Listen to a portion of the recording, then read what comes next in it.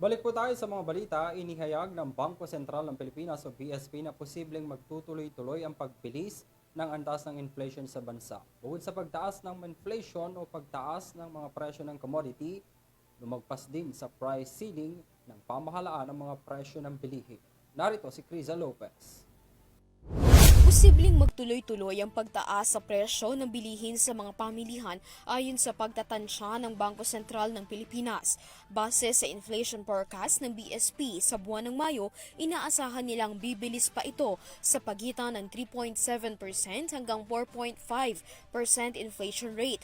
Bukod sa pagtaas ng inflation o pagtaas ng presyo ng commodity sa bansa, lumagpas din sa price ceiling ng pamahalaan ang mga presyo ng bilihin.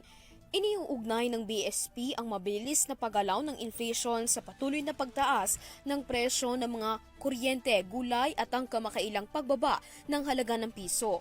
Samantala, ang mababang presyo ng bigas, isda at prutas ay maaaring makabawi sa pagtaas ng inflation. Anya ng BSP, maaaring mas maging mabilis pa ang antas ng inflation sa buwan ng Mayo kumpara sa inflation noong Abril na 3.8%. Nakatakdang ilabas ng Philippine Statistics Authority sa June 5 ang opisyal na datos sa naging paggalaw ng inflation sa buong bansa. Para sa EuroTV News, Criza Lopez, sumasaludo sa bawat Pilipino.